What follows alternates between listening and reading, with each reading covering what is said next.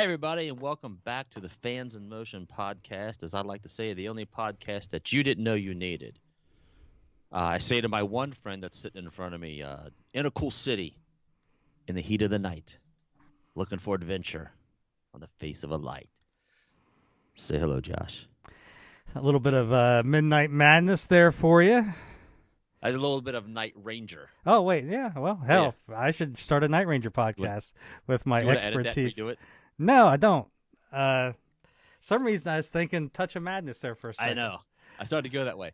But there's a reason I chose that song, because that song leads to the naming of this band, which is the reason we did this podcast, this episode. We are going to be interviewing, who is it, Josh? Mr. Britt Gilmore of the Rangers. Yes, the world-famous Rangers that caused our band to have to change their name to a song title that they already had on their album called Night Ranger. And that's why we're and truly one of my favorite songs by them too. So that's super cool. We just coming off the Tom Shannon episode, right? Yeah, the Tom Shannon episode where we talked about vinyl licensing and the new Night Ranger records and some Kiss records, and give you a little bit of a glimpse behind the curtain of how a little bit of the record industry works. Yeah. And so if you haven't listened yet, go back and you'll kind of understand licensing and a little bit about the music business. And it's just, Tom's got some great stories as well. Excuse me. Yeah, it was a super cool episode. And I actually had some people messaging me away from the show and stuff, just asking about him. And I was like, you watch the show, man. It's just, I can't explain it well and what this guy did and how he got where he is. But Tom Shannon's fantastic, and glad to call him a friend of the show, and hopefully we will have him back on. Yeah, definitely. And we hopefully will have some Rockologist stuff, for a giveaway or something here soon. So we'll be talking more about Mr. Tom Shannon. Absolutely. All right. So, is there anything new in the Night Ranger news world? By the way, we're minus Brent, so Josh and I are kind of flying around doing things out of our own schedule, our own comfort zone. But what's the old saying with the Kiss? We'll just say, "No Brent, no problem." This is a Brent-free episode because Brent wasn't with us on the Britt Gilmore interview. So so it's only fitting that you and I do the intro. Yeah, so I reckon. So where are we at? What'd you say? Let's some Night Ranger news. Do we have anything? Well, I mean, when I say we, I mean, do you have anything? Because I know I don't. I'm actually currently reading a Kiss book on the side here. So not much in the Night Ranger news. There are some concert dates coming up at the end of the month, and they have updated some of the tour dates on the website. And at the end of the month, they got a couple dates in Florida. March 26th, they're in Clearwater, and March 27th, they are at SeaWorld. Right. And then also the MP3 Festival, I think it's in Maryland, in May. That was just canceled. Saw that as well, which really isn't a surprise. And so you got a couple concert dates in Florida. So there you go. Yeah, I'm surprised that we have those coming up so soon. Well, I know Florida's kind of opening up. Well, Florida's been opening up. It's like the Wild Wild West down there. So I just I'm like most of society. I'm anxious for everything to get back to normal, and I'm not commenting on any of that. I'm just curious. I was surprised it's something so soon. March seems a little. I mean, we're in March. It seems a little soon. Well, I would say you're going to see. But I'm all for it. You're going to see Florida. You're going to see Florida, Texas. You're going to see probably, I think, Alabama is opening up. I think April 4th. Hey, Broadway here in Nashville opened up over the weekend. So, I mean, open to the point where you can stay open till 1 now. The bars are. Yeah. So hopefully with. The vaccinations and, just with the social distancing and everything else, you would hope that we would, this would slowly start going away. It's just one of those things where if everybody remembers, we are hitting the 1 year point since we shut down. Yeah. It was towards the middle of March, and we shut down. And if you remember, everything started opening back up right around June, and then we went right. It's one of those things. You just can't. If you half-ass it, you're going to get half-ass results. So hopefully everything works out. And if you go to these shows, just update us. Update us. Just take care of yourself and be responsible. If you see some dude hacking over there, go by the if you're at SeaWorld, go buy the SeaWorld baseball and throw it at his head, tell him to get the hell out or something. I don't know. Walk around with a can of Lysol if you need to. So. But most importantly, hopefully that, and I've seen some fans on the page, the Fans in Motion page, have gotten tickets to one or both shows. So I fully expect you to do your due diligence and report to us. I want set lists, I want pictures, and I want video. And I don't think the band's doing VIPs still at this point. I have to go back and check. They had taken them off at one time. So they are,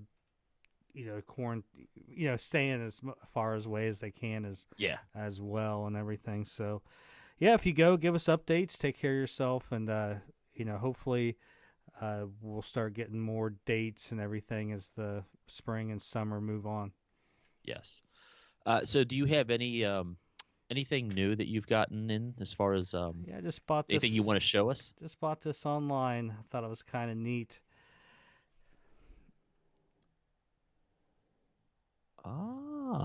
So it's a Night Ranger pin. Check that out. It's got that looks like it's original pack. I mean, it is Kmart, and then it went on sale at one time. You can see like 5 for $1. But like I said, no one's counterfeiting this, and it's got if they weren't going to bend up the. So I think I used to have that. The front is a 45. You can see how it's got the 45 design, and then in the middle would be the button. So Midnight Madness, and there's the back. So Collect and Trade Button-Up Company, Warren, Michigan. Not recommended for children under 5 years old. So just something I picked up. I don't know, $10. Just kind of neat with the original packaging. I wish I could go back. I wish I'd have held on to my jean jacket from back in the day, and I had, my Night Ranger buttons on it and what have you, and I don't have those anymore.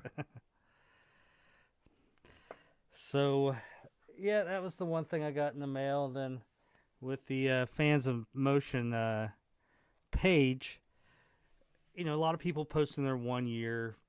Kind of like, this is the last show I saw before we went into shutdown and everything, and so it's interesting seeing those. I mean, my last rock concert was right at the end of February. I went and saw Y&T, and then about March 12th, I went and saw, and maybe a week before that was Kiss, I think, and then March 12th was actually last show. There's an Elvis impersonator I used to take my grandmother to go see, and we go see him every year. And that was like March 12th, and like the very next week, everything shut down. So everybody's been posting those. And then actually the two posts I'm going to focus on is from Tom Chapin. He posted, and I haven't checked mine, the Dawn Patrol recolor, the new reissue, the colored vinyl. Yeah, I think both of his were labeled side 1. Oh yeah, I remember seeing that. So I have not checked mine, so I do not know if mine are like that. I would assume every single one is like that. That would just be my little guess right now before even checking out what mine are. I didn't even read the comments or anything below, so I don't know if it's already been figured out or not. My thing is, if they didn't catch it there, they just let it go. And there is an error that I did catch, and as far as I know, no one mentioned it. If you look on the real side 1 with "Sing Me Away," where the title is, it says "Sing Me Away," and then it has a dash and a K, like they started to write the songwriting credits. Now the songwriting credits are below it, but the dash and the K are with the title. So if you look, it's a dash and a K, and probably somebody that was typing that up in probably a computer didn't. They got some return correctly. Or something. They got to go back and figure that out. I love it. It gives it character. Well, what's really cool is if you start getting variations. They run 500, or they run 700. Catch it. And then catch it, and there's only 300 that are corrected. Well, the 300 that are corrected are worth more, and you can switch those numbers. And the other thing Tom was doing was, I think it was off of Johnny's Little Seaside Inn, advertisement. And Tom did some really good ones. The Club Passion Play. Yeah. And Contra Razor's Cafe. So he did 2 little parody advertisements of those, and those were good. They were great. I mean, I saw that and started laughing. I was like, this is, on top of all the posts and pictures and stories that people tell, it's those little things. Mm-hmm. I mean, Brent really enjoys doing that stuff, and he'll message me late at night. He's like, dude, I got something. I can't wait to share it. And then, you see it, and I'm like, man, dude, I mean, I don't know how much time he spends doing that stuff, but it's awesome. So, the page is doing great. We are having a few issues with the website. Hopefully you get that fixed out. So if you're one of the ones that listen to it on iTunes and all that stuff, you can tell the last few episodes haven't been uploaded. That's just because we've ran into some technical issues. As in half the things in my life, I don't know what the fuck I'm doing. And so, I got someone looking at it, but I think I've kind of created my own workaround for it. So, yada, yada, yada. You'll be able to listen to our voices here soon enough. And we got a lot of stuff coming up that's going just to be the rest of the year, man. We're going to have great episodes. And again, this is for Night Ranger fans who are invested in the group, hardcore fans. If you like 3 songs, you're probably not going to be into this podcast. But if you're a deep fan and you want to know the history and all the good stuff and just some great hot Night Ranger talk, this is your place to go. And we're going to try to do a contest every week. Last week with Tom Shannon, we had the Kiss guitar pick, End of the Road, Tommy Thayer. So the thing was, if you commented on the Facebook page, on the YouTube page, you got entered into the drawing. So here we go. I got the tickets in there. My Les Nessman helicopter. And yes, I reused a ticket. I marked out the name from the last Kiss and Tail, which I think is Chris Lyons. Nice. Which you guys just, I think, guest appeared on their podcast. So we did.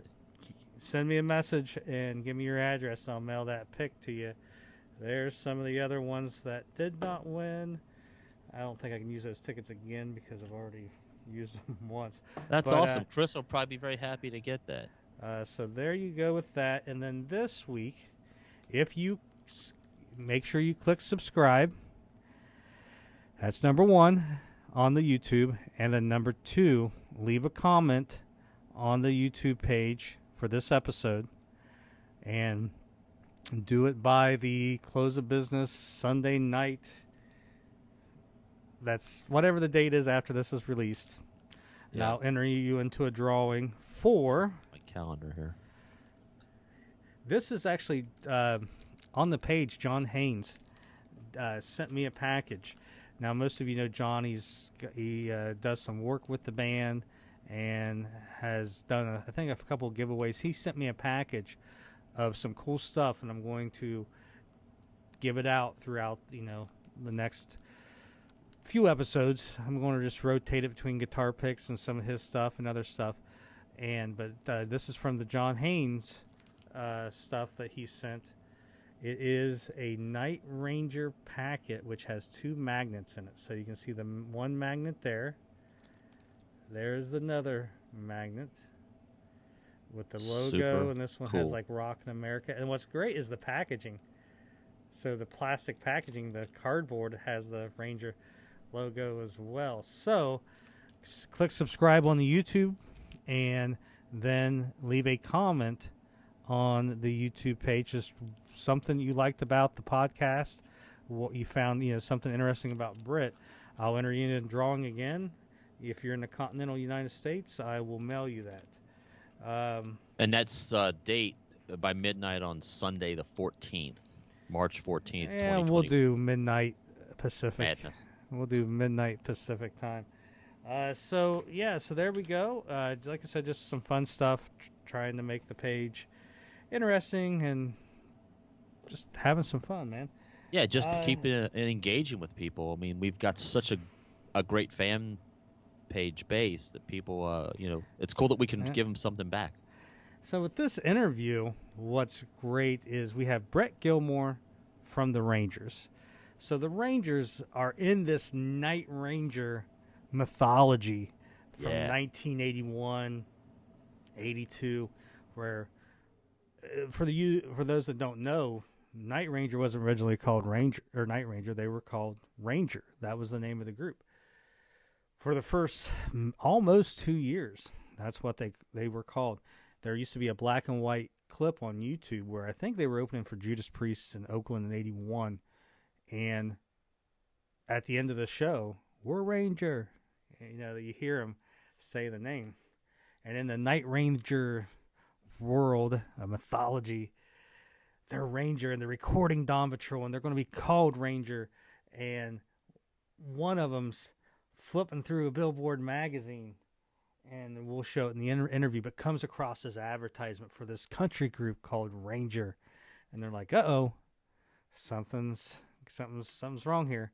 Yeah. So they decide they got to change their name. So they come up with different names, and they choose Night Ranger from the song Jack had written for the album. And a lot of the guys, from what their stories is, they didn't like that. They didn't think it sounded that great, but they went ahead and went with it. So because of that country band Ranger, or the Rangers, as we found out, Night Ranger or Ranger had to change their name. So you never really knew anything about this band. You always hear they've been around since the Civil War, and their grandpas owned, were the Rangers, but you never knew anything beyond that. So over the years, I dug and I found stuff, and finally got to the point where I kind of knew a little bit of history of that group, the Rangers. And I found a book, which in the interview we actually don't mention hardly at all. But there is a book that Britt Gilmore and the Rangers were. You'll hear it was at one time it was the dad and the sons and a cousin, and then by the time it gets to the early '80s, it's the three brothers, Terry, Britt, and Bo. Yeah. And I think back then, Britt, who we're talking to in this episode, went by Wally. So, you have, these three guys and their Ranger, and Britt wrote a book. And I think it's called The Boys That Almost Made It. Yeah. And I found it, and yes, it was the book about the Rangers that I was looking for. And when I read that, I was like, because I always wanted to get one of the guys on there, on the podcast, right? And just see what this group was about. And when I read that book, I was like, I'm definitely getting them on here, because the highs and the lows this group went to, almost making it and then nothing. Almost making it nothing. And you get the FBI and, your manager's on TV, and you shot it. Your CEO shot of your record label shot the FCC attorney, and just some crazy Miami things happen, Josh. Miami Vice, 1986 stuff. It was just like, holy crap. And there's a great Elvis story, just so much good stuff. And I was like, all right, the Night Ranger thing's just going to be one small part of this cool story. Then the next thing was, how do I get a hold of this guy? And it wasn't easy because I found a Facebook page, but he doesn't use it. And finally, I found an old clip, it was 10 years old, and I was like, hopefully his email's still attached to it. And I sent him a message on that clip, and he got a hold of me, and we exchanged some messages. And that's another thing. It's kind of like, hi, I run a Night Ranger page. Would you like to come on and talk about country music? I had to kind of get past that. Like, listen, we're going to be respectful. We want to hear your story. And once me and him got past that and we talked, everything was good. It's like we'd known each other for a while, and yeah, well, you can see, and I mean, well, maybe it doesn't translate as well, but like I just met him as we were doing the interview, and by the end of it, and I don't know if it's on the episode or not, or if it's off camera, he's like, give Andy my phone number, tell him to give me a call, we'll go get some barbecue. Yeah. I was like, and he's just that kind of a guy. Well, that's that Southern hospitality us Yankees don't have. Yeah, I don't have it. I'm a transplant, and I have no use for people. So, and we learned something too, where, I thought this was the original Rangers from like the 40s, and he's like, no, that's not us. We were the Rangers quartet, and I guess this is the trio. So if you're out there, don't buy the. But what's crazy is there is some photos or some of this stuff with these guys, and there is a fourth guy. So who knows? I guess I'll have to listen to my 1950s Southern Gospel podcast to figure that out. You have to dig that one out. I mean, I'm sure in the millions of podcasts that are out there, you can find one. There's the South Carolina Rangers. I found like a 50s gospel group of them. I did find some of the Rangers stuff that he was talking about with some of these individuals that we mentioned in the interview. So I did, and some of it's on CD. So I did find some of that Ranger stuff. But what you're going to see is, I don't know how much we actually talk about this, but this was the album, like the first album I think they did. So you can see them all there and everything. So this is the Rangers that we do talk about and influenced Night Rangers. Forced a name change. Yep. And then there is this one as well. Look at that. That came around about 1980.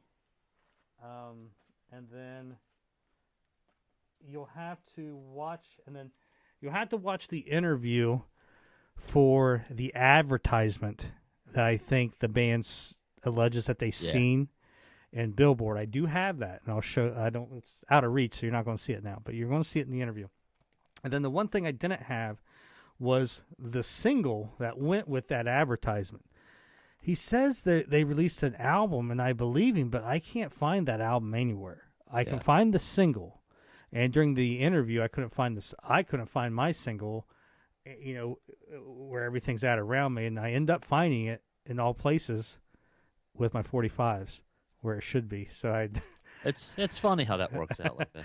But here, I mean, listen, I can't speak because I can't tell you right now where any of my CDs are. I mean, they're in boxes, but if you said, hey, go grab your Night Ranger Midnight Madness, no idea.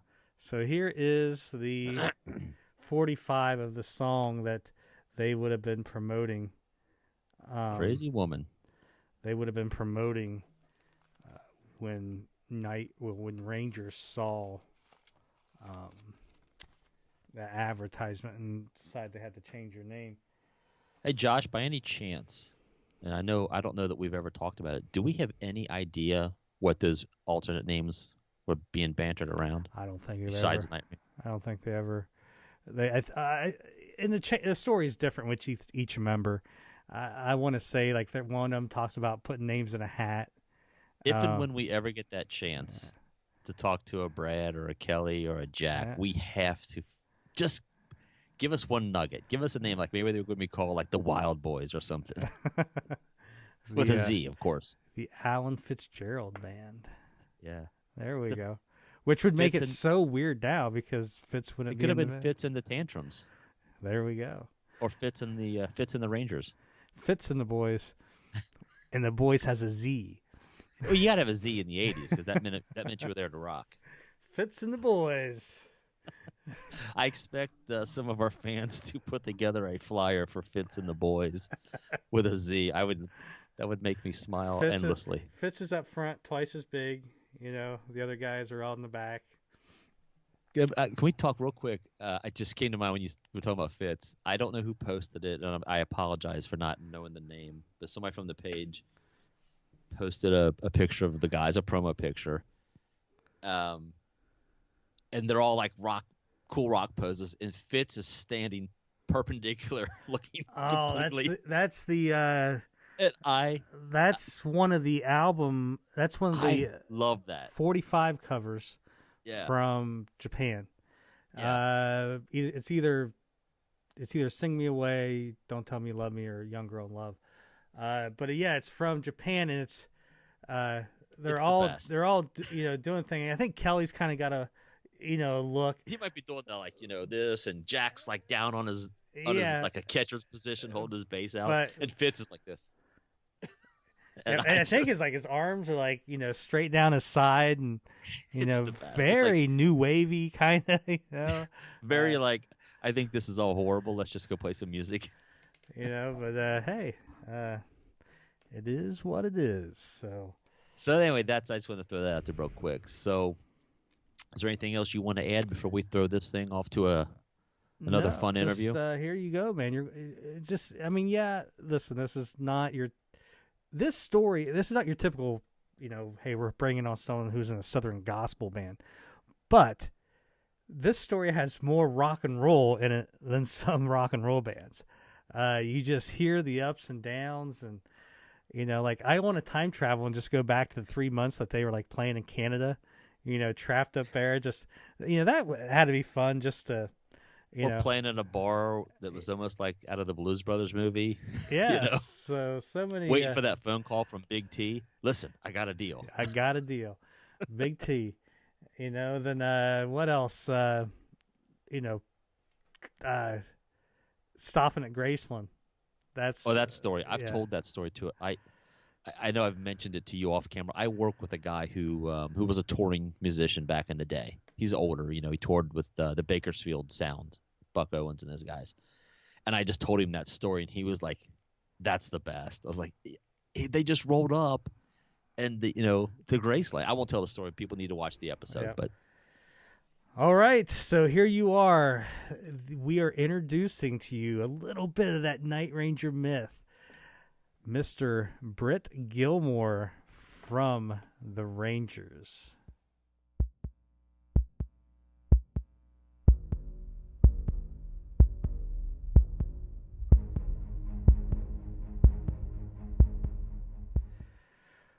Welcome to another episode of Fans in Motion, and today joining me and Andy is one of the original Rangers. We welcome today Mr. Britt Gilmore. Britt, thanks for coming on with us. Thank you, sir. Thank you. Hello, Josh and Andy. I'm excited to be here, man. And, it's good to be with you boys. You and your brothers and your father and the whole Rangers before you hold a special place in Night Ranger lore, because this band that we have celebrated for 40 years and have always called Night Ranger could have very easily been called the Rangers if it wasn't for probably a group of individuals in the 1930s getting together and to create some great Southern gospel, quartet music. And so how I came, obviously, to find you was I did a search, started collecting anything I could of the Rangers, and eventually sent my email out to different places, and you got it. You got back to me. And so we set this up. I was able to find your book that you wrote, and I was amazed of the story that was there with your group and what you guys experienced. So originally I wanted to track you down and talk about the Rangers and the Night Ranger story. But after I read your book, I'm like, this is just a great story from start to finish. So let's just start at the beginning. Where were you born and where were you raised? Down in a little town called Eufaula, Alabama. It's southeast Alabama. And, we moved to Nashville in the late 70s. But if you don't like to hunt and fish, man, you wouldn't like Eufaula, Alabama. But other than that, it's pretty awesome. It's nice little, probably, I don't know how many thousand people, 6, 7. Small town, USA. Great little town, great schools, just wonderful people. Like most of the South is. Yeah, that's pretty cool, man. I'm going back to what you were saying about Night Ranger and Rangers. All them cats had to do was call us. We'd have probably said, hey, boy, we'll swap names with y'all. Y'all set up. That's simple. That's simple. But no, that's pretty cool, man, because I'm a fan of Night Ranger. I think they're an awesome group. And, I'm a big fan of theirs, too. So it's, So small world, baby. You and your brothers and your father, growing while you guys were growing up, you guys sang in, gospel quartets around, I would assume, the state or your county, and then you guys basically, I'll let you tell the story and the history of the group. I guess your father knew someone from that group, the Rangers, and bought the name. Can you tell us a little bit about their history and how that came about? Well, and the Rangers were originally formed in Dallas, Texas. I think it was 1932 by Vernon and Arnold Hiles. They were brothers. Okay, and they were one of the top, back in the 50s and 60s and 40s, the Southern gospel was like rock and roll is today. I mean, that was the music back then, that and jazz, that was, blues were not hit, country wasn't too hip back then, but everybody thought just hillbillies and hicks were country singers, so that's the way it was viewed back then, and Southern gospel was really huge. And one of the guys that I grew up admiring, and later in life, in 1975, Hovey Lister came and played the piano for our group, the Rangers. And Hovey started out in the business as a piano player for the Rangers back with the Dallas, Texas Rangers, those two brothers. Young Hovey Lister was their piano player. And if you don't know who I'm talking about, Hovey Lister was like the Elvis of Southern gospel music. He was actually, the group he had, Hovey Lister and the Statesman's Quartet, was one of Elvis's favorite gospel quartets, if not his favorite.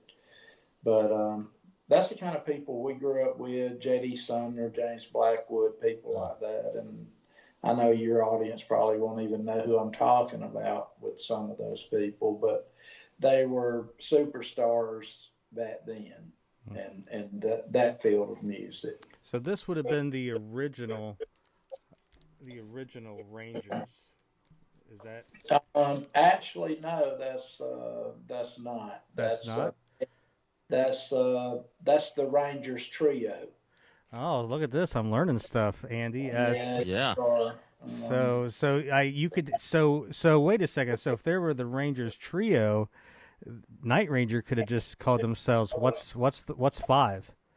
Quintet. They could have been the Rangers Quintet instead of Night Ranger. So this is not the Rangers that was Arnold and Vernon. No, it's not. All right. So I need to find one that has 4 individuals on it. Yes. And you know what's it's not easy because there are groups. There's a group from Yugoslavia from the 60s and 50s that were called the Rangers that I see, and I gotta avoid buying because I know that's not the Rangers I'm looking for. And now I've just discovered that this is not the Rangers. So Well, there's also currently a kind of a metal band called the Rangers that are from Europe somewhere. all right. Because I was doing a YouTube dive and I was like, that is not the guy we're going to be interviewing. That I'm pretty sure. Andy, if you want to buy this, it's cheap. Well, what's the style? I got to tell you, I don't want to derail the interview, but I sent a video from YouTube to my mother. My mom is a Southern gospel fan, and she was commenting on. She loved it. She grew up listening to the Gaithers and the Nealons and Janet Paschal, and that music was always being played in my house, along with Kiss and Night Ranger. So it was a wild sound in my house. But I sent her some videos, and she was talking about how deep. Is that your father that does the bass? Best bass singer ever lived. Yeah, my mom's like, that bass is mesmerizing. Yeah, he was awesome. Yeah. So Arnold. So was Arnold and Vernon friends with your father, and that's how they got the name the Rangers? They were. My dad has a letter from Vernon. Arnold had died, and he says, "Charlie, I would like for you and your boys to take the Rangers name," and because I don't know how old the guy was, probably 80, 90, I don't know, old guy, but yeah, that's how it came about. And when we first started out, we cut our first album. I was 11 years old, and we drove to Bainbridge, Georgia, to a guy over there named Jack Martin, who owned a little studio over there in Bainbridge, and it was me and my dad and my older brother BT. Bo was too young to sing; he wasn't singing then, and so it was just us that cut. We were known as the Lakesmen back then, and because Lake Eufaula, I guess that's what called us the Lakesmen. But anyway, Ace Richmond played bass on that album, and Jack Martin was the producer, and Jimmy Potter played drums, and Layman Cloud, a very famous Southern gospel guy, played piano, and me and my dad and Big T sang on it. So, and I was, like I say, 11 years old. We were so poor back then, we couldn't afford to buy an album cover. The albums came with a shuck, white sleeve that stuck in the album. So when we got our 500 albums, we got 500 white sleeves. Man, we'd go to these all-night sings. We'd be out there peddling them in the audience and selling them things for a couple of dollars a piece or what. I don't know what they were. But come back, my little pockets be full of money. Okay. Now, when you guys took over the Rangers name, was there still like, I guess, purchasing power with that name? Was it still a known name in your guys' community, or did you guys have to build that name up? What, I guess. No, the Rangers, I guess back in 1972, sort of the Southern gospel was sort of sliding south a little bit, starting then, I'd say. 50s and 60s was booming. Hobie Lister and the Statesmen were the first group of any kind of music to have a national sponsor on their TV show. And it was Martha White Flower, with national. They had a TV show every Saturday afternoon for 30 minutes, and they had the first, and it was on NBC or ABC or one of those major networks. And so they were the first musical group of any type to get a national sponsor for their show, their TV show. So, but no, we had no trouble getting bookings and going and playing. And all right. Yeah.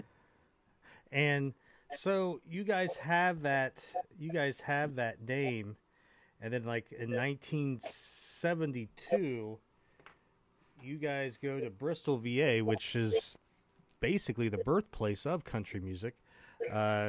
and record this album. Now, this is the Right Rangers, right? Or is this? That is, that's me and my brother Bo, and my father Charlie, Big C.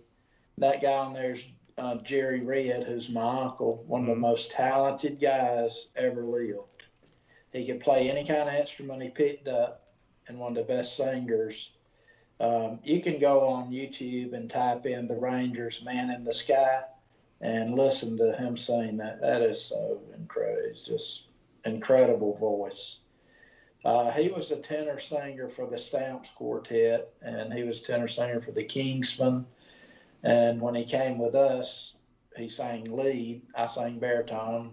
My brother Big T sang tenor, and my daddy sang the bass. And then when Bo came, Bo played bass guitar with us up until he started singing with us when he got old enough to sing with us. So, and then Jerry Red went to the piano, and yes. Mm-hmm. How old were? So this came out right around 72. How old would you have been at this point? 17. Wow. Yeah.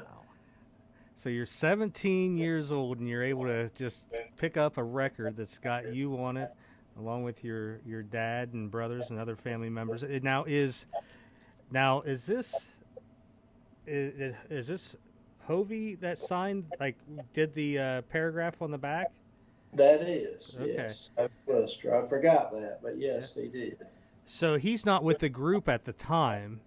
No. So he doesn't. So He don't come with us until 3 years later in 75. Okay, so 1970. I got some good Hovey stories too, brother. Well, so 1975, as you said, Hovey, is it Lister? Hovey Lister? Yeah. Basically, like what you said, the king of Southern gospel.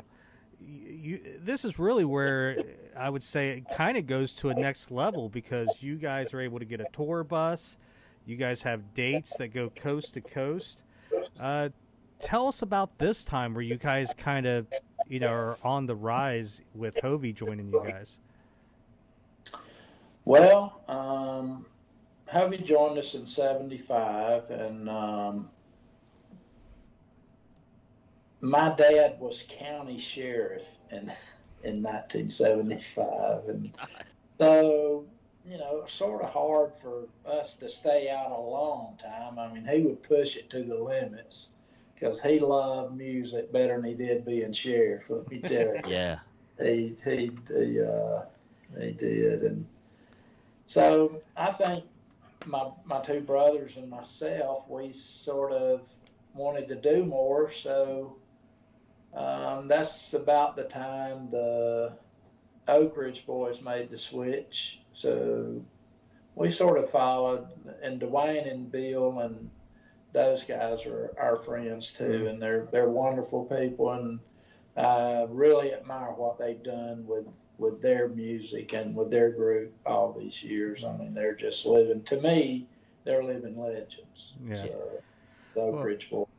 So. And they got a very similar story where, I mean, the Oak Ridge Boys were around since 30s and 40s with different members, and the name changed hands to where they were a Christian, Southern gospel type group, and then they made the change to go secular, and that's where they basically hit national fame. And really, there was only two of the four, William Lee Golden and Dwayne Allen, who were there for the majority of that Christian career. And a lot of people don't even know that history of the group, but it's a very similar story to the Rangers. As you guys might be able to tell, not only am I a Night Ranger fan, I am a Oak Ridge Boys fan. And there was one. I got a good Dwayne Allen story. All right, do it. Okay, I get a call one morning, and this is about the time William Lee, and he's wanting to go do something else on it. I get a call one morning, fixing to go in, and we're recording some stuff on the last stuff we did, and I get a call, and I could have swore it was Big T. Hey, Britt, this is Dwayne Allen with the Oak Ridge Boys, because we've been talking about who was going to replace Bill, you know, who was going to go.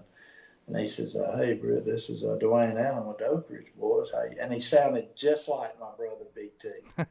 Big T, screw you, dude. I got stuff to do. And I hooked the phone up. And I didn't find out till later it was Dwayne. And I called Dwayne and apologized.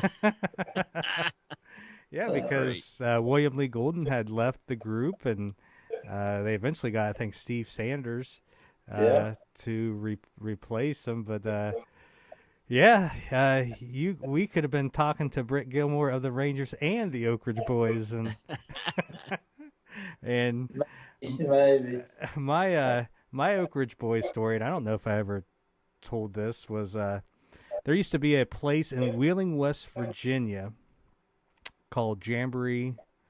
I think it was just called the Wheeling Jamboree. And it was a Saturday night radio show that they would play live on the radio. So I could always get front row tickets because when they went on sale, I would just get on there right when they went on sale and get them. And I got the Oak Ridge Boys one time. This is probably about 2004. The great thing is you could get a 33-ounce beer for $3. Well, there's a lot of shows that I attended, and I heard I had a good time. But I saw the Oak Ridge Boys. I was a fan, but then I became an uber fan after seeing them, just how good they were. So I bought tickets the following year. And my favorite of the group was William Lee Golden. I just loved his voice and the songs that he sang. So me and my buddies went, and I wore a big long beard, like you'd buy at Halloween. I bought a big long beard, and I was going to sing my songs sitting there drinking beer. I'm in the front row. So they come out. Now, I wasn't standing or anything, but I was, sitting there and singing the songs and drinking my beer with the beard. And he looked down at me, and I seriously thought he was going to come off stage and give me an ass whipping. Oh, my God. Until he realized I wasn't making fun of him. I was singing the songs and I was just having a good time. After that, he would come over while he sang and he would pull on his beard and then I would pull on mine. And the other guys were having fun with him because, we weren't there to be malicious or anything. But when that curtain opened, he saw me. I thought, my buddy even kind of elbowed me and he's like, he's going to come out here and kick our ass.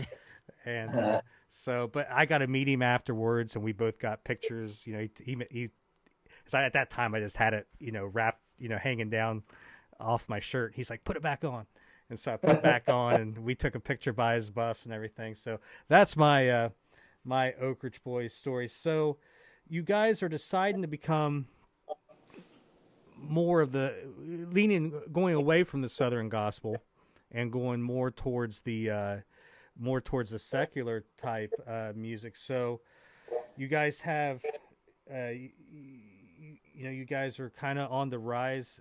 Tell us a little bit about, the story of 1975. And I think it was Hovey who, as you guys were going through Graceland or going through Memphis, had you guys pull over at Graceland? We'd been out, last show we'd done was Neosho, Missouri, and we'd been out west playing quite a bit. We were headed back to Nashville, and Hovey told our bus driver, Blackie, Earl Black, that's another character, man. That is just, I got some wonderful Earl Black stories. And he was a awesome guy. And all these people are gone, man. It's just Bo and me left. That's it.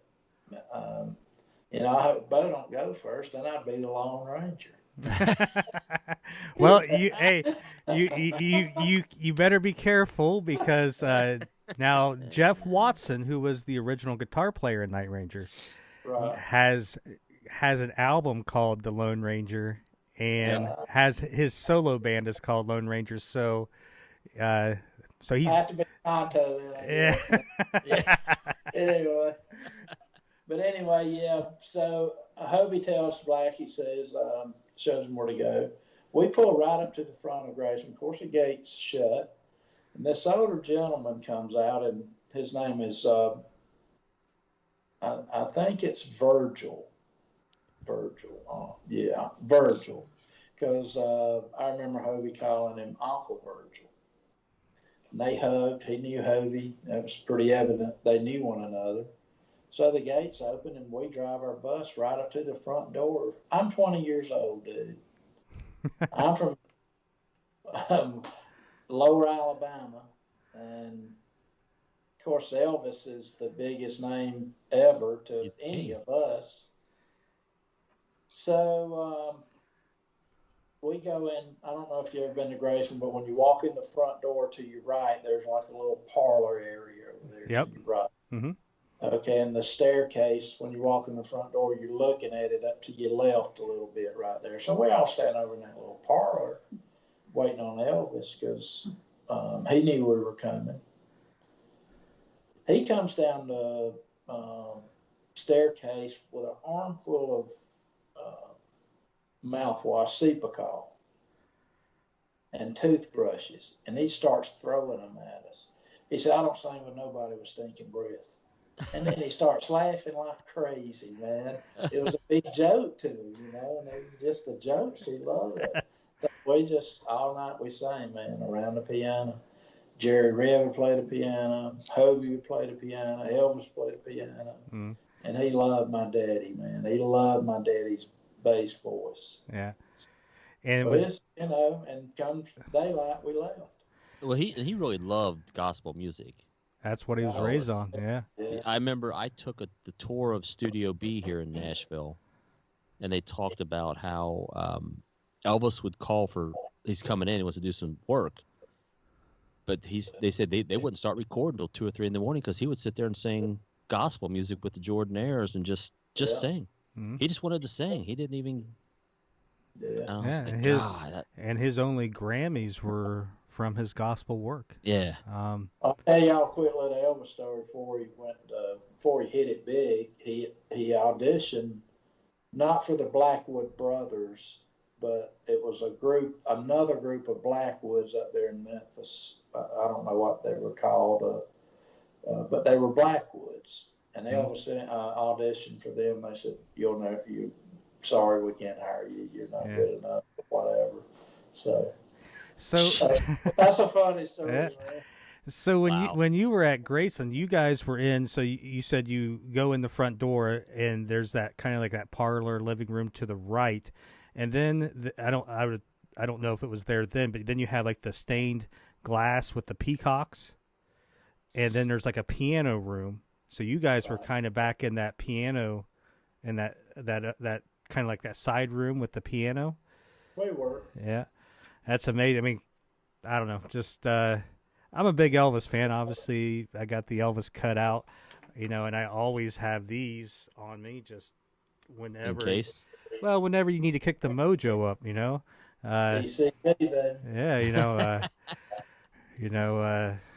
what, man? I always dug Night Ranger, but those boys in the Rangers were even better. It's like I'm a big fan of Elvis, and it's just, to me, I was only two months old when Elvis passed, so everything I read about Elvis, it's just history, and it's great. Talking to people like Britt, I've talked to Charlie Louvin, who did a lot of early tours with Elvis. It's great hearing these first-hand accounts of meeting Elvis, and so Charlie Louvin was a good old guy too, Josh. I really like Charlie Louvin. It was the Louvin brothers. They were a pretty good duet too. Mm-hmm. Yeah. Well, the Louvin brothers was Gladys's, Elvis's mother. That was her favorite. Favorite group. I didn't know that. And in the last few years, the Louvin brothers have kind of had a resurgence they were on a soundtrack, and I can't remember now, but Crazy Heart maybe, but they were on a soundtrack, and I think they're making a movie about the brothers. It's supposed to come out soon, but it's that story right there is just an amazing story, just with not just Charlie, but his brother Ira. You know, did you ever get to see the Louvin brothers? No, I didn't. All right. I did not. But let me tell you, my dad, I told you earlier that he did a radio show down in Dothan, Alabama called the Charlie Gilmore Show. And every so often, like every quarter, he would have the Grand Ole Opry show at the Houston County Farm Center. Mm-hmm. And he would have all the Grand Ole Opry stars down, Roy Acuff, Charlie Louvin, Little Jimmy Dickens, Kitty Wells.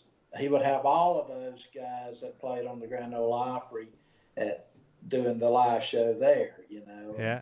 That's how I got to meet a lot of those Grand Ole Opry stars, was through my dad. I'll tell you a quick funny story, man. When we lived up here in Nashville, my dad was up here, and he would go every morning down to the Shawnees there on Broadway. Right off Broadway, there's a Shawnees there, and that's where all the old Grand Ole Opry stars would go and have coffee every morning and just bullshit, you know, just sit around and talk. And so they were in there one morning, and my dad was there. My dad's a pretty straight guy, man, and guy that dadgum, what was his name? Oh, Grand Ole Opry star. Are we going older than Porter Wagner? No, John. I'm getting an older brother. I know it's not good as I know mine. John Conley? No, Bill Anderson? older than that. Older than that, Little Jimmy Dickens? No, shoot. Anyway, he says, Charlie, let me tell you something. Why don't you tell your boys to give their band a raise? He said, I seen them all up there on the corner the other day smoking the same cigarette. My dad says, he didn't know what he was talking about, you know.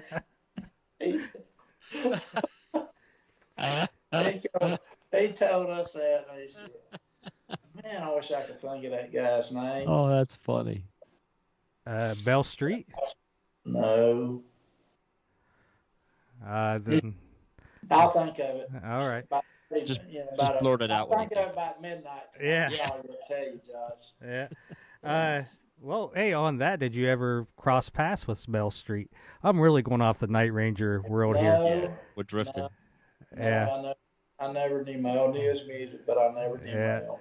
Big Mel Street fan. Andy, you're going to have to start writing these names down and discovering who. I've been taking notes. If you see me looking to my right, I'm taking notes of stuff because I haven't gotten your book yet. I was trying to get it in time for the interview, but it just my timing isn't working out. So, but I love these old. So Josh and I have gone off before on tangents talking about. And I'm not a huge. Hold on, Andy. Hold on. Yeah. Fair and Young. Fair and Young. Yes. Yeah. Well. That's yeah. Nice. Fair and Young kind of came back in the news recently when Charlie Pride passed away because Fair and Young went was to bat. big time. Yeah. And but how about an individual I liked, and this is our podcast, so I can do whatever I want. Exactly. I'm a big fan. I've drank a lot of beer to this guy singing to me. Gary Stewart. Did you ever cross paths with Gary Stewart? I know. Yeah, I know who Gary is, and very good career Gary had. Yeah. Yeah. Big. Wasn't always one of my favorites. But, Who? You know, I like the Vern Gosden and the George Jones. Oh, That's right down my alley, baby. That's the kind of folks I like, but I like all music, and I like, if it's good, I like it, man. Yeah, I even like some rap. Old Coke Ford does some country rap, but I love it. Yeah. But most of it I don't. Yeah, I'm with you on that. Hovey calls some of that crap bubblegum music. Sorry about that. All right. Somebody's calling my phone. All right, anyway. Yeah, that's why I tell Andy and Brent is I could easily do a George Jones podcast or a Johnny Paycheck podcast because, just like you said, George Jones, Merle Haggard, Johnny Paycheck, Vern Gosden, all those guys. Yeah, you can't go wrong with. So you guys have Hobie with you. The career's taken off, and it kind of like the wheels come off a little bit just a few years after that, correct? Yeah, in '77 they did. We won't get into why, because, but it was, yeah, about '77, and that's when we sort of rethought everything. And I actually had moved out to Texas, and I told my brothers and my dad that I wasn't interested in singing anymore, and so I left. And Big T calls me one night. I'm out in Texas or Louisiana somewhere, and he says, "Hey man, I got us a deal." I said, "I bet you do." And you'd have had to know my brother Big T, greatest salesman ever. Love it. He was awesome, dude. But anyway, he talked me into it, and him and Bo picks me up at the airport in Nashville, and we move up here, and here we go, man. That's three old country boys from L.A. Here we go. So. And so this time, it takes off even maybe a little bit bigger, and you guys are actually playing more, not churches, but more bars and. Not right away, Josh. Not right away. There was some pain in between that. Let me tell you. All right. Let me tell you the first time we ever played a nightclub. All right. All right, we got up here in Big T, of course. He gets everything, man, and we get our material together. And, of course, we had to sing songs like Proud Mary and crap like that, until we get original stuff and Rocky Top and shit like that. Anyway, so this guy books us in Decatur, Illinois, at this place called Doug's Lounge or something. I don't know, man. 3 nights, Thursday, Friday, and Saturday. We pull a bus into the alley behind this club. I said, "Damn, where are we at? What are we doing here?" We walk in the bar, and granted, we grew up singing in auditoriums and churches and ball fields and shit. We ain't never sang in no nightclub. And I look at Bo, and Bo looks at me, and we both look at T, and dude, the stage is behind the bar. Where are we all going to get? We got a 4-piece band and the 3 of us.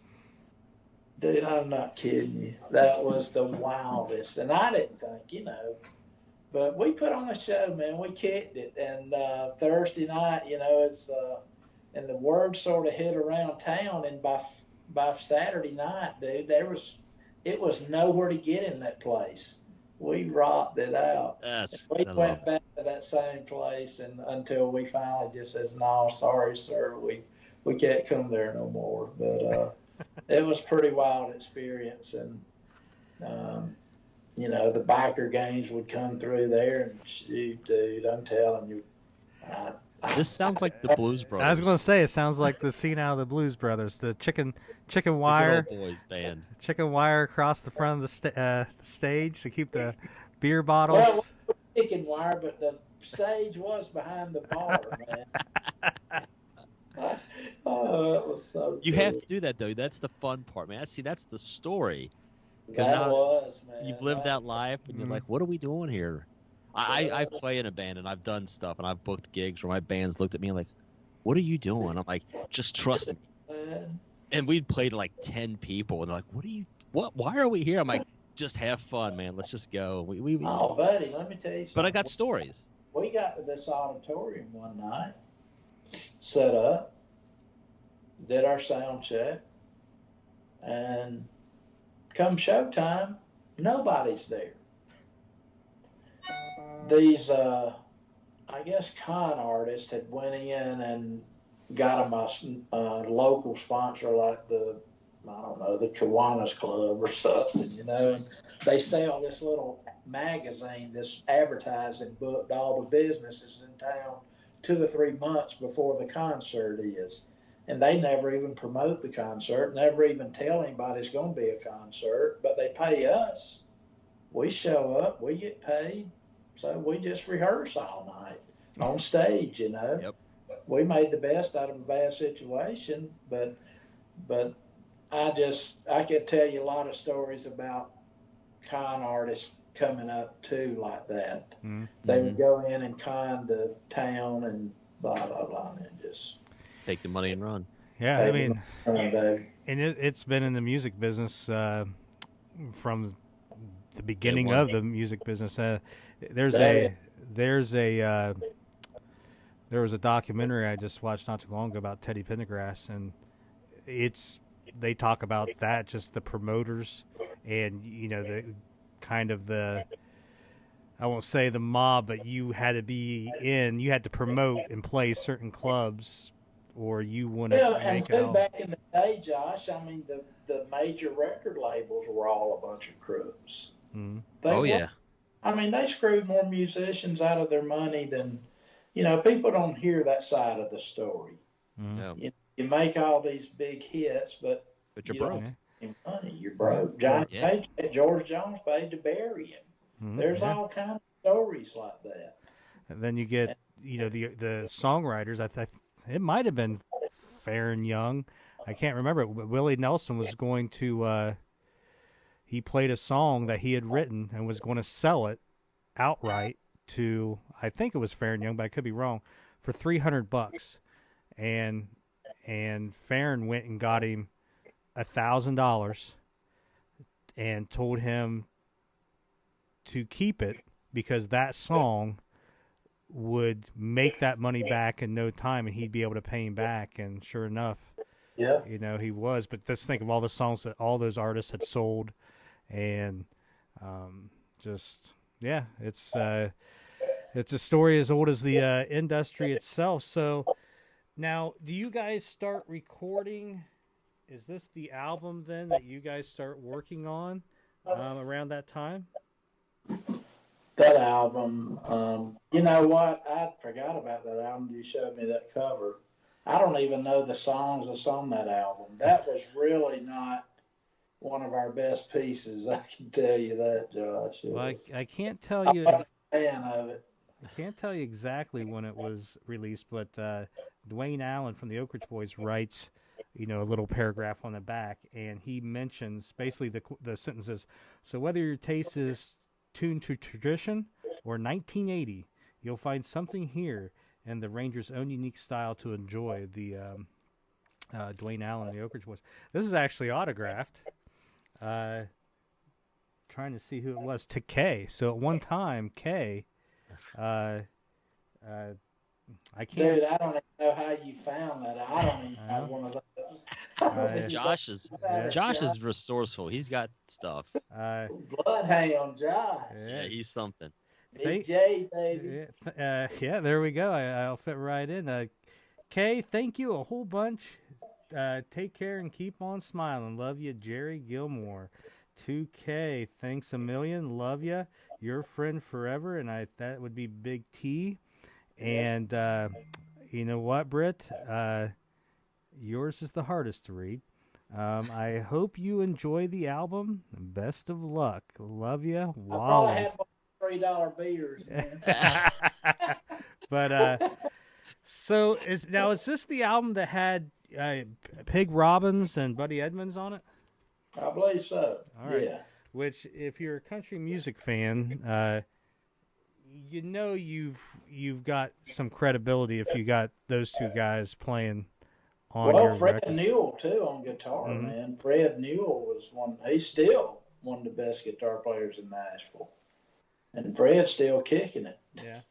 But Fred Newell's a great guitar player. Yeah, getting to meet people like Buddy Emmons and Pig Robbins and Fred Newell, man, and all those great musicians, that meant a lot to me too. Because that's people the audiences never hear of. But right. They're quite awesome people and talented. Tell us about how your career took a turn when you met an individual named Hap. Man, that's probably one of the best things ever happened to us. We were down at the Hyatt Regency in Nashville doing a showcase, and Big T had somehow or another. Well, let me tell you now, Hal booked a lot of gospel stuff back in the day, so we'd play some fairs too and gospel. So we knew Hal, knew who he was. He didn't know us, he didn't know our country group, the Rangers, but anyway, we got word to Hal, and he came to our showcase, and him and Governor Jimmy Davis. I don't know if you ever heard of him, but Governor Jimmy Davis was a great singer as well. So look him up. There's your deal there, Jason. I'm going to do it. Yeah, Governor Jimmy Davis. He has some good music too. But anyway, so yeah, that's what got us out of the nightclubs after Hap got a hold of us. The only nightclub we ever played after that was Billy Bob's in Fort Worth. Yep, legendary. And, yeah. So, and I was glad of that because, dude, I didn't like playing those nightclubs. And we played some very nice places. We went up in we'd stay in Canada for 3 months, dude, dead winter. It got so cold up there one time we couldn't even cut our bus off. Had to leave the bus running, it was so cold. But we'd go up there because they'd pay good money, and we didn't care, and, yeah. and Canadian women were lovely. We liked that. And they paid good money, but we went to this one place called Danny Hooper Stockyard in Calgary. And Danny Hooper was an entertainer too. And after we left the first time, we went there several times. But Danny wrote a song that says, "Daddy, lock your girls up because the boys are coming to town." He wrote that about the Rangers because I guess we were quite handsome back then. And Yeah. we were just lovely people to be around. And Yeah, sure. We had a good time, man. We just like to have a good time and party and, live and let live, baby. That's the dream. That's the dream all of us aspiring musicians wanted. You guys were living the rock and roll lifestyle before actual Night Ranger was. Yeah. So you know what? I'll tell you something. That's everybody's got their stories, and it's just crazy. Mm-hmm. Yeah. Now, who were some of the acts during that time that you were opening for, or playing on the same bill with? Because you guys... They also created problems. Let me tell you, we were in the same booking agency with John Anderson. I like John. John liked us. But we kicked his ass so bad in Milledgeville, Georgia one night at Sinclair Music Park. We opened for John. And that was one of the 40 shows that we had to open for John. And Swinging had just kicked in gold, or it was number one or whatever. Mm-hmm. Dude, but we left that stage hotter than a $2 pistol. And the promoter finally says, "John, you got to go on, man." He said, "These folks aren't going to forget the Rangers tonight." He said, "They killed it, dude. We ended our show with American Trilogy, didn't them? Georgia Rednecks, it was crazy." Man. Anyway, but we get back to Nashville, and we get a call from Frank, our booking agent, for the Joe, what was Joe's last name? Joe something agency. Joe. Anyway, Frank called us and says, "Hey, man, sorry, but y'all just can't open for John." He said he loves you boys, but y'all can't open for him no more. So that's that. Yeah. And that's a true story, and it's almost the that's getting back to the old deal like Hovey. Hovey was a showman back that's how we grew up. Let me tell you a quick little story. You ever hear of this guy named Willie Wynn? Willie Wynn, no.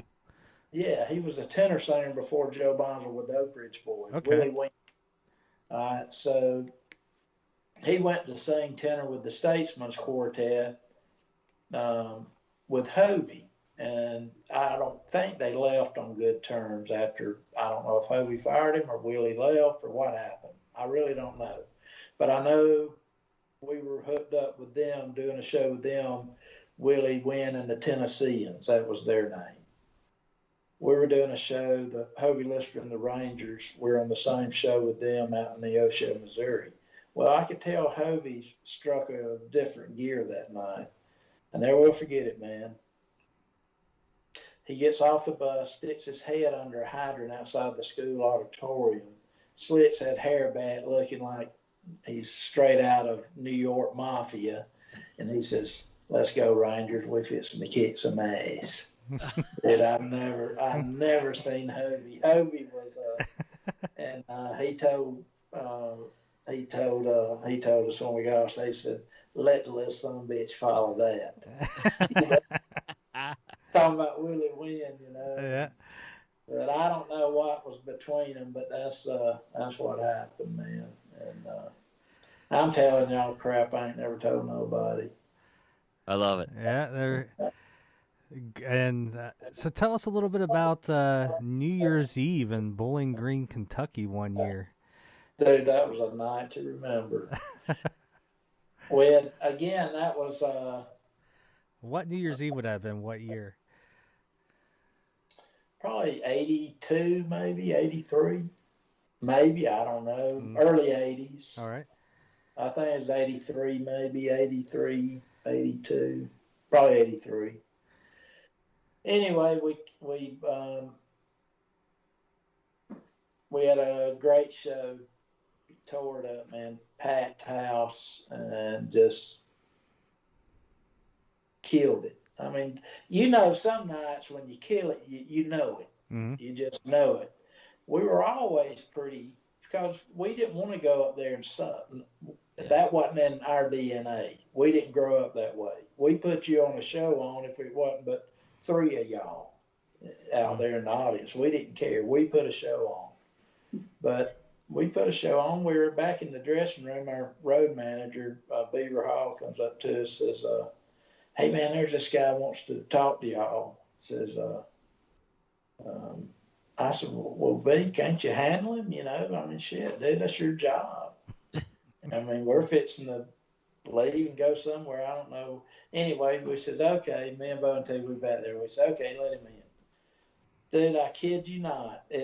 Now, this should be in a movie. This guy walks in the door, shirt all the way down to his navel open and gold chains on, and just coolest old guy you'd ever want to meet with a cigar in his mouth.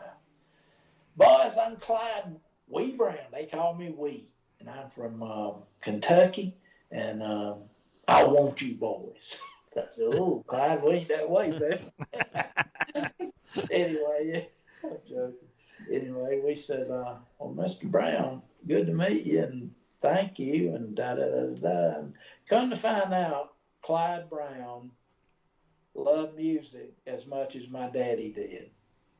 And get to talking to him, and he says, "Boys, I got a studio up in Muhlenberg, Kentucky that's as nice as any studio in Nashville, Tennessee."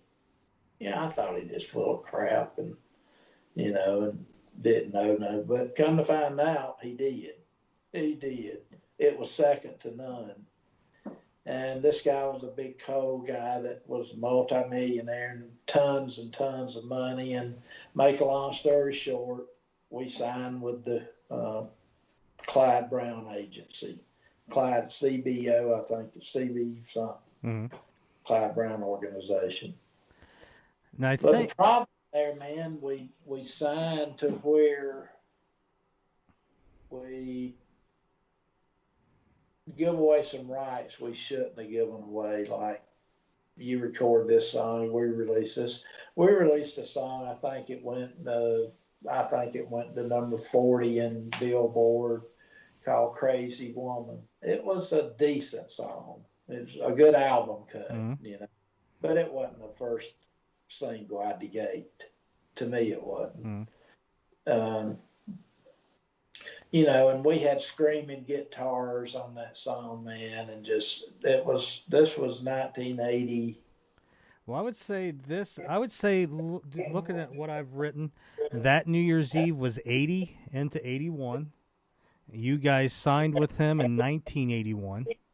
Okay. And Crazy Woman was probably early 82, somewhere in there. You're about right. Yeah, you're right. That's right. And Good time. And that takes us right to the Night Ranger, the Rangers probably crossing paths, because here is the advertisement for the Rangers. This would have been probably in Billboard magazine. Yeah. All Look I know, if I was ever if I was like one of those dudes that could get DNA and like make Frankenstein, I would get the Gilmore's DNA gene for hair. Because good looking right there, buddy. Yeah. Look at Big T, man. Looks a little bit like Eddie Rabbit to a degree. But here is Smokin' LA Style, and there's that track, Crazy Woman. So this would be, you guys are gearing up, for this release. You guys are on the cusp of releasing this, and it's Billboard Top 40 single. And somewhere out there, there's a band in California called Ranger.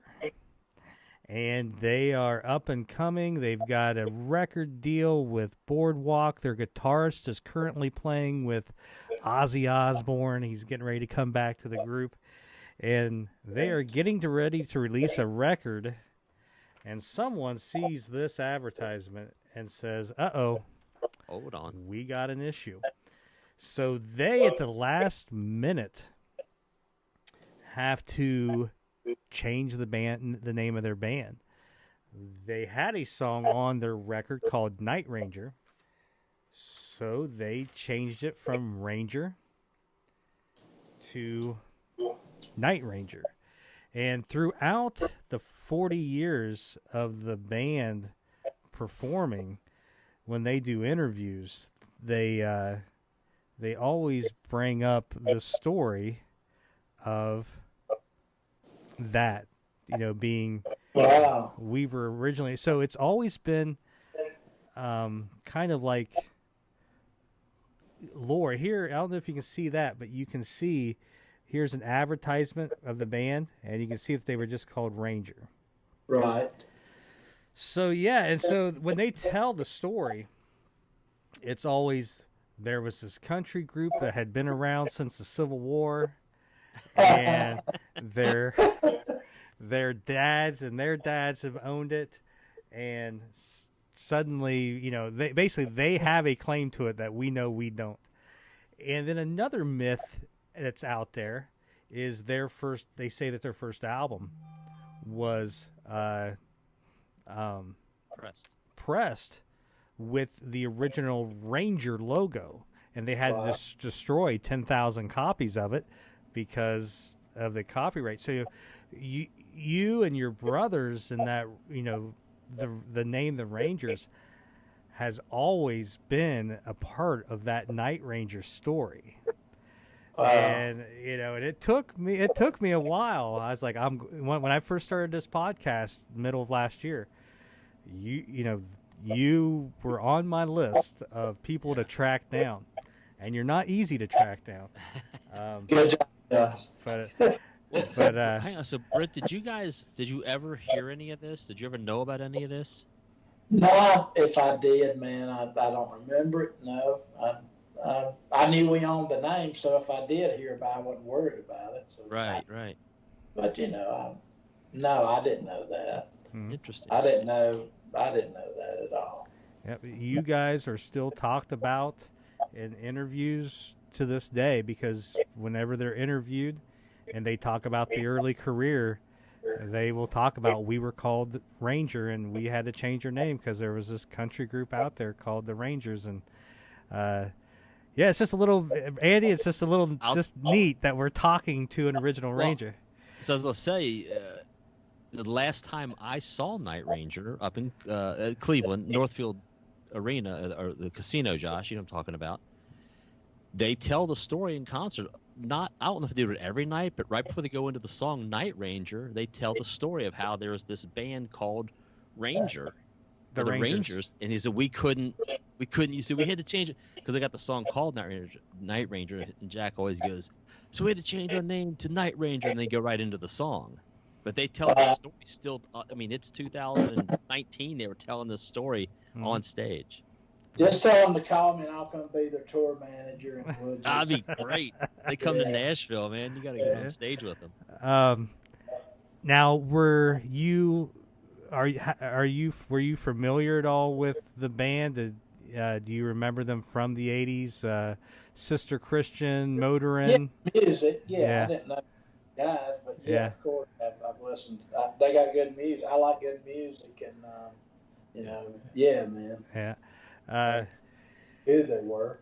Yeah, it's just we're talking to an original Ranger, man. It's like I said, it's just a little bit mind blowing, just to get your story finally out here, because I mean, for the last 30 some years of hearing that story for myself, you always wonder what was the Rangers.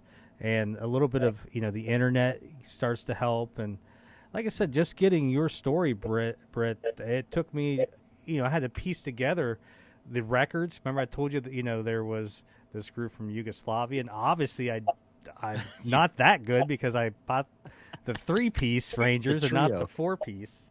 Stupid. So, then I found your Facebook page.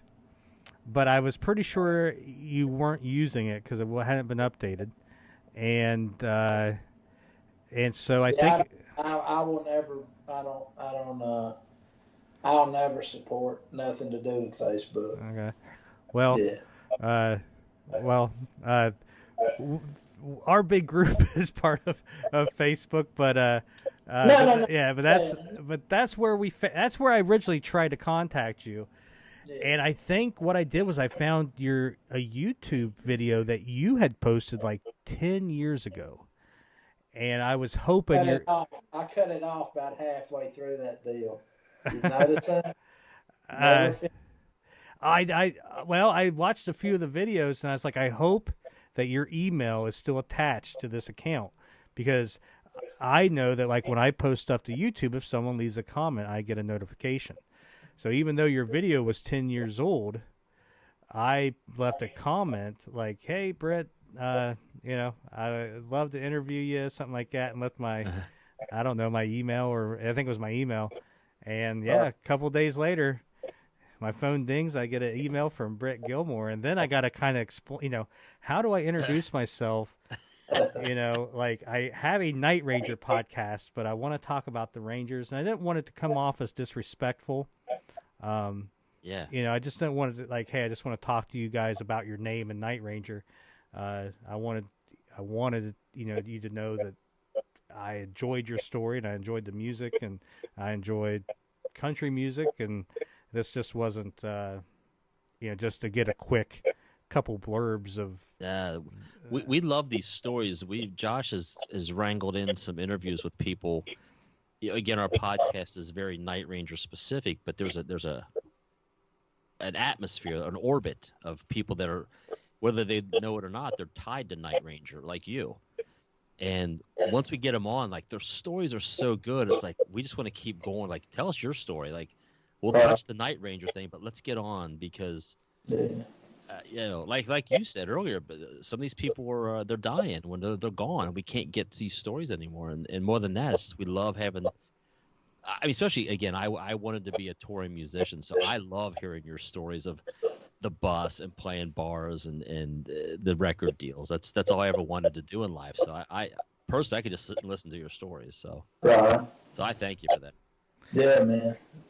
And so it's 1982. You have Crazy Woman come out.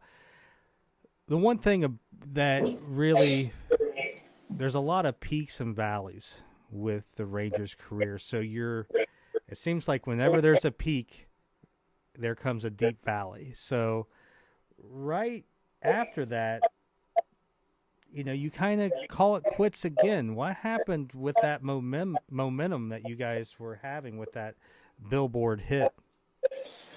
Well, let me tell you what happened. We, after Crazy Woman, we sort of put our foot down and didn't want to follow up the way that management company wanted us to go. They wanted another song that was in their publishing company. We had better songs to put out. And of course, no, they don't want to do that. So we just tell them, I got to tell you, man, we grew up pretty straight, and it's our talent. We can't do with it what we want to do with it. So you want to do something that's don't have the best interest at mind, I guess. We do, and it just don't work, man. A deal is fair when it's good for everybody. You know that. That's a fair deal. So we got out of an unfair deal, and here we go. You know, what do we do now? So we sort of went our separate ways again. Bo got in the car business with Bob Frensley in Nashville, and Big T, I think he's booking somebody. I think he's with the Brenda Lee agency or something, and booking Randy Travis, and I go and be a tour manager with the Temptations, and then I take over as there's this blind girl named Terry Gibbs who had a monster hit called Somebody Like, and I became her personal manager in 1985, and then stayed with Terry until I signed her with Word Records out of Waco, Texas. It was a top gospel Christian music, a record label back in that time. Anyway, so Terry's a very religious person, and she wanted to go into sort of contemporary Christian type music, and wonderful material, and she's a talent that is just awesome. Terry Gibbs is awesome. Yeah. So that's what I did, and then I get another call. BT, I got us a deal. Says, I bet you do, man. Wait, hold on. For Big T, before Big T sells you again, I can't pass the Temptations. I love Motown. You can't. I mean, you know. So if you're managing them in the '80s, obviously you're. Who was with? It would have been Otis Williams and there was another original with him at the time still, but they're all dead now, but Otis. Yeah. Otis is the only one left living. Yeah. So, well, even Dennis Edwards, you know, who replaced David Ruff. I mean, last year. Yeah, those guys are all, even like the replacements are passing away. Yeah.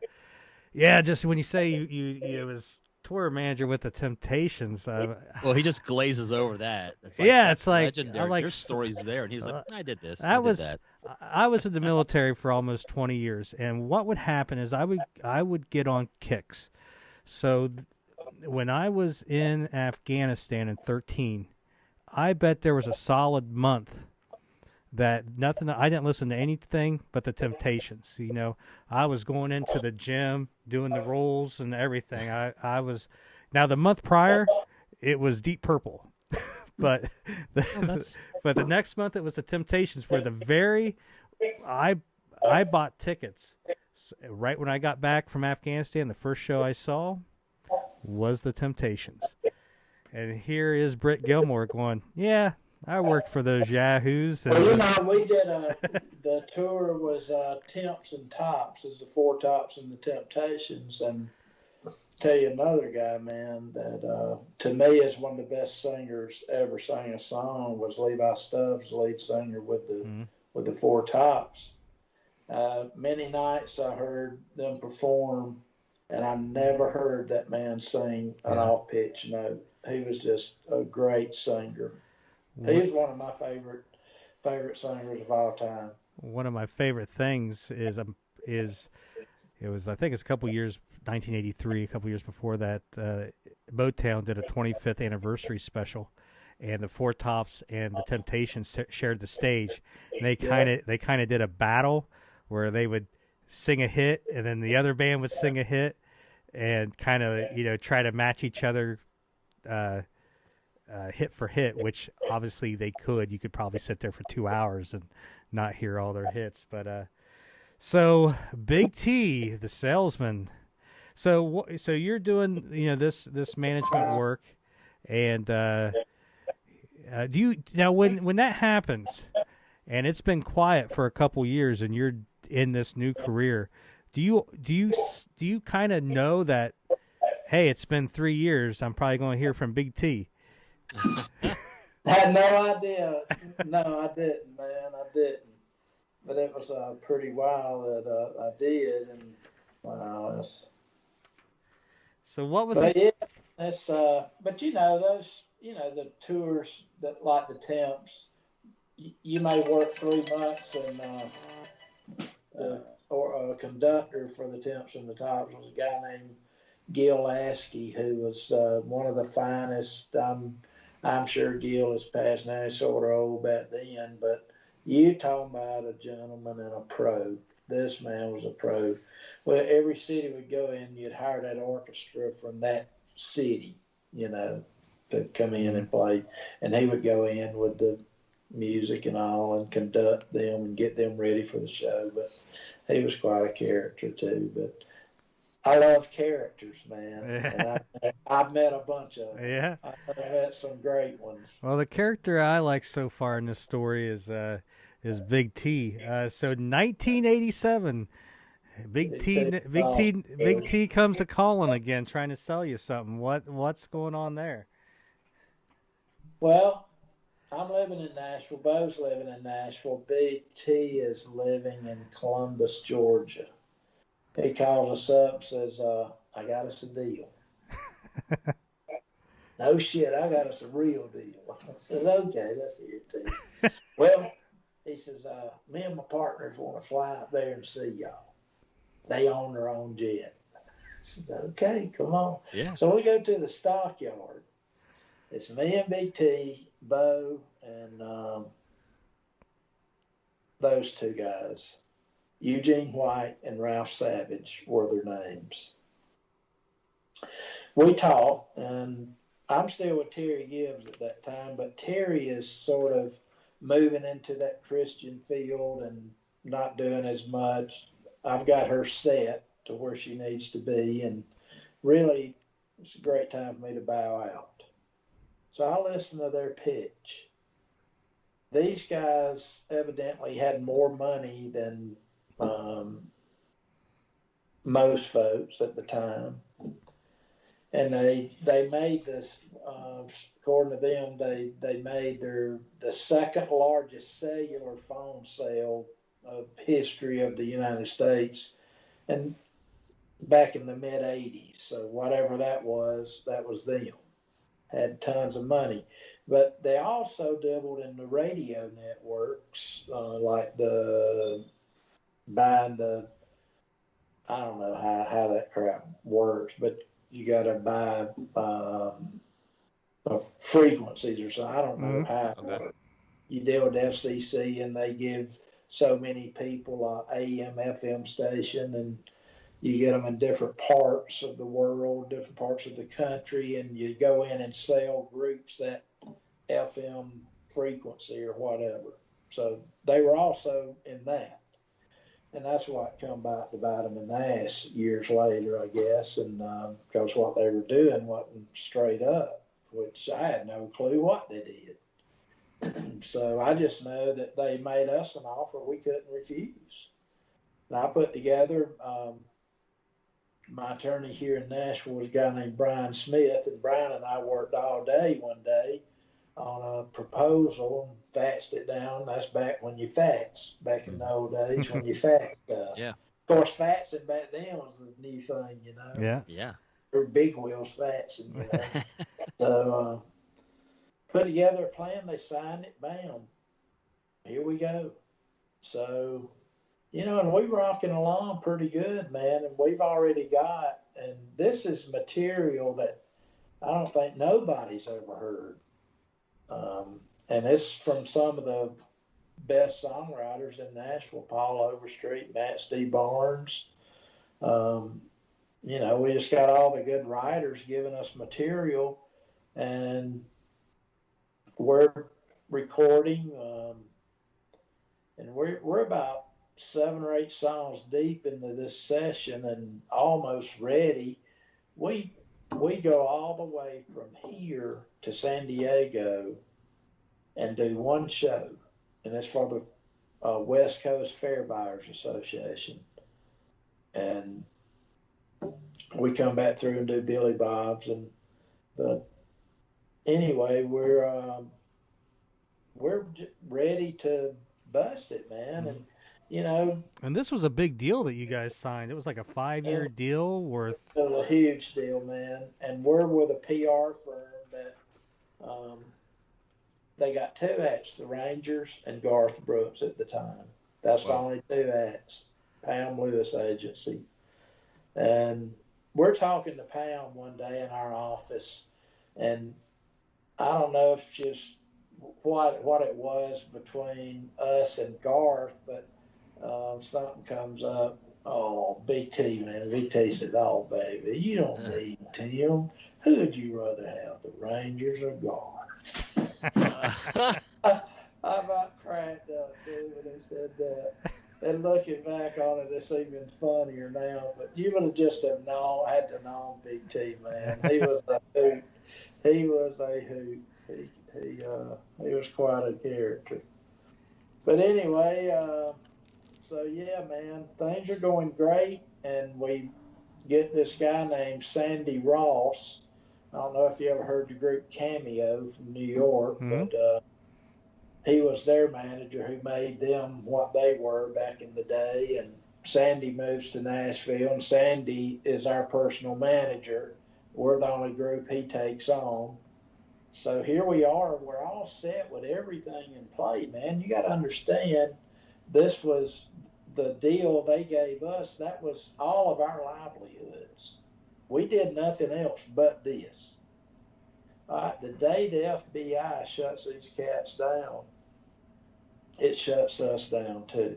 I mean, it cuts us down hard. Like nothing comes. The FBI, how?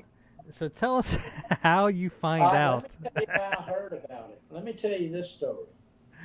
We're getting ready to go in. It's about 10 o'clock. I don't know, 8 or 9 o'clock in the morning. It's in the morning. I'm fixing to go in. We're going to record that afternoon.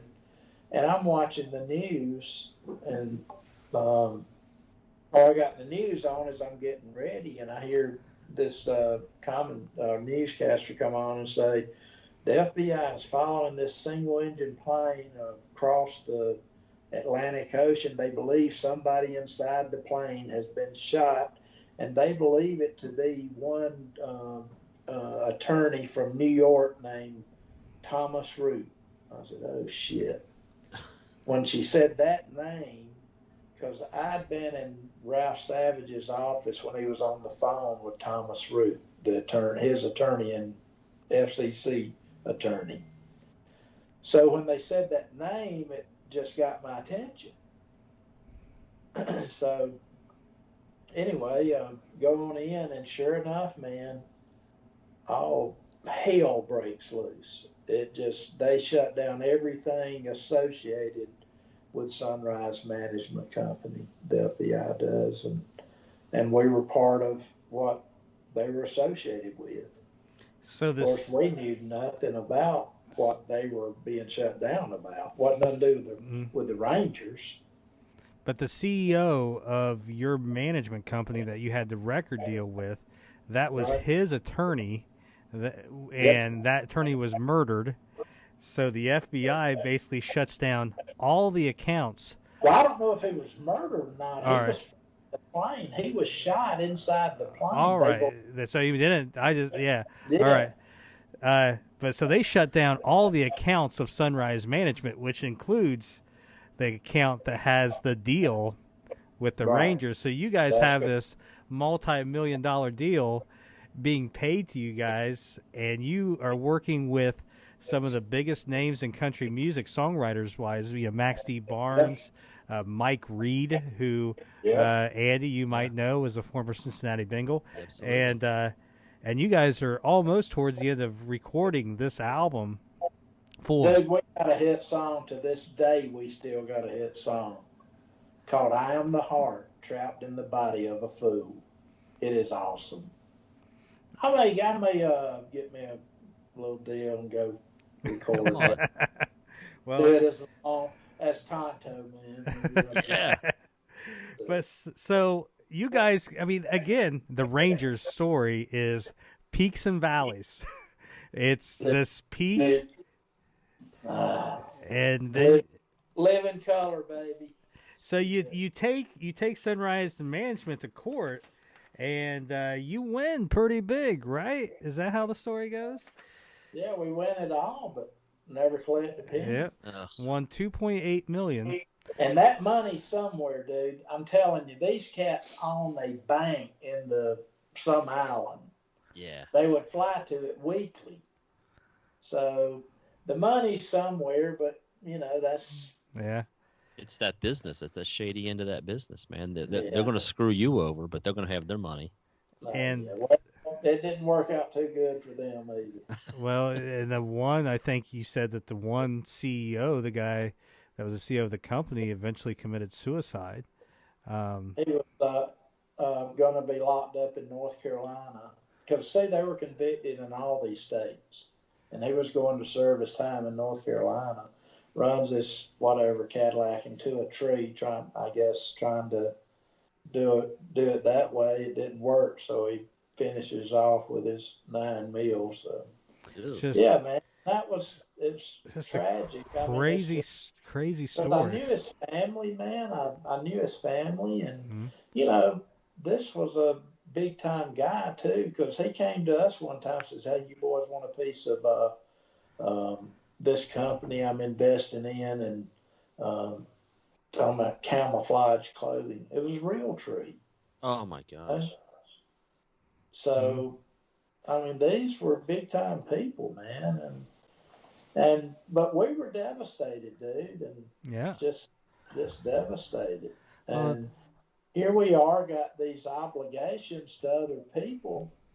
I can't pay them. T can't pay them. Bo can't pay them. That was part of our deal that, hey, this is what you got to pay these guys to do what they do.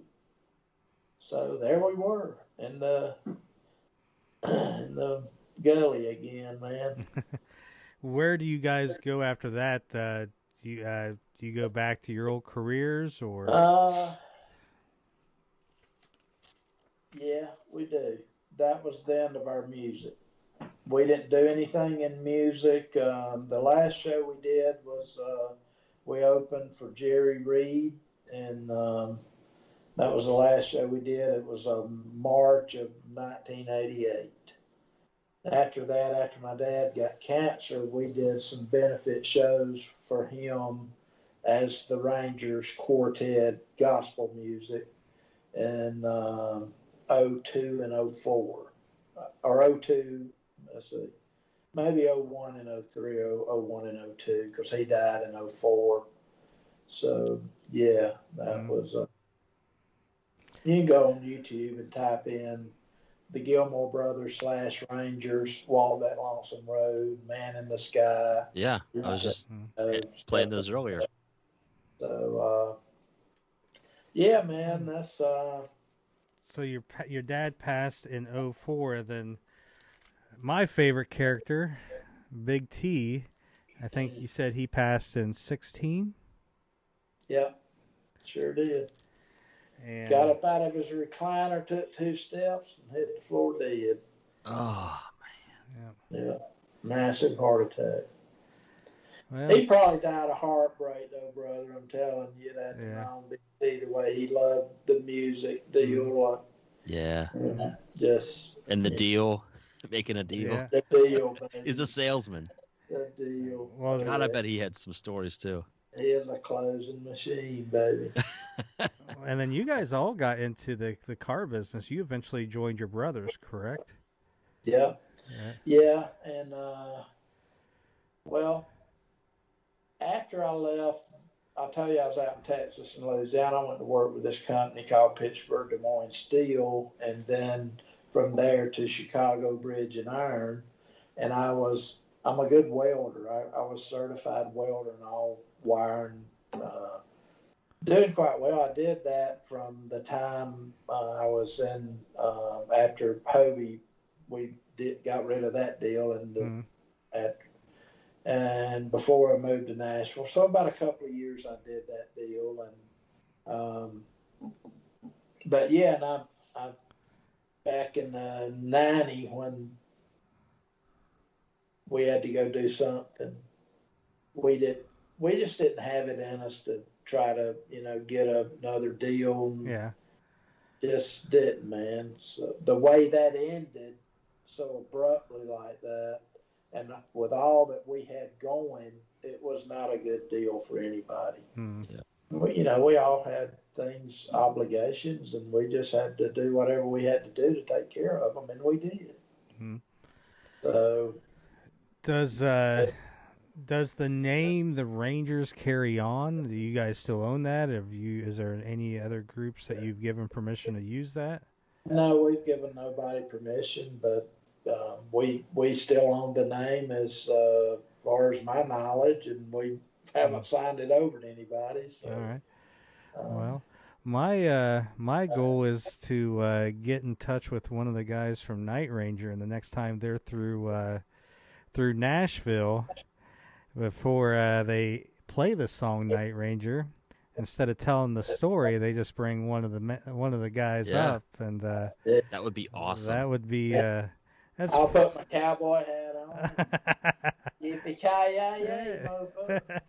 Well, and they can sing. They can do some harmony with him. Yeah. Yeah, I can harmonize with them now. That would be the greatest thing ever. Yeah. So what's life in 2021 like for Britt Gilmore? Well, let me tell you, my priorities are God, family, golf, hunting, and work. I still work. I tried to retire in 2018. I didn't work for a whole year. And you talking about miserable. That's miserable. Yeah. I'd see why folks retire and die. Yeah. They bored to death. Yeah, no reason to get up anymore. No, dude. I mean, I'm not that guy. I'm a go-getter. I'm a hustler. I hit the ground running every morning and still do. I'll be 66 in June, and I'm running with the best of them. Yeah. Well. Yeah. So I ain't gonna get old. What do you think when you see this picture? Awesome, dude. Look at that, man. That is awesome. That was the good old days, baby. I don't know where I bought this from, but it on the back it says Singing Groups, the Rangers, and it does have a little newspaper cutout. Possum Holler Nightclub, so I would assume that's George Jones's place in Nashville. No, it was in South Carolina. All right. I know George had one in Nashville during the late 70s. I just thought maybe that would have been it. And it says, it just has your guys' dates. Where'd you say you thought this was? I think it was in South Carolina. You are right. There's a part of it that's kind of obscured, but when you said South Carolina, I could make out the SC. York, South Carolina, Tuesdays. Right. Tuesdays through Thursdays. That was a pretty nice nightclub too. A lot of these big nightclubs have good stages, man. As long as you got room to get the whole band on them, some of them. Oh yeah. Well, Britt, thank you for joining us and giving us a ride through the Rangers' history and talking a little bit of Night Ranger with us. And like I said, my goal is this is not the end. I want to see the Rangers and Night Ranger on the same. Man. Tell the Night Rangers I can still sing, baby. It's going to happen. It has to happen. We will do say, I can drive a bus, man. I can run a soundboard. I can tighten up a bad promoter. And so, just tell them I'm their guy, man. Well, Britt, I appreciate you joining us, and like I said, our next time we have you on the show, it's going to be about being on stage with the original, or well, with the second version of Ranger. So, Yeah. Britt, thank you very much, my friend. Hey, yes, sir. And Andy, Yes, sir. now listen, son. You get my number from Josh and call me, and I'll take you up to this barbecue place. I can't remember the name of. I would love it, man. I would absolutely love it. I would like to just sit and talk to you about stuff. Maybe Josh can come down, and we'll all three go. And I'm trying to get him to come down in August. There's actually a podcast convention, and we're tossing it around. But if they come down, we'll definitely have to head up and catch up with you, man. That would be good, brother. The greatest. Yeah. Hanging out with the original Ranger, man. Come on. Eating some barbecue. Eating some barbecue.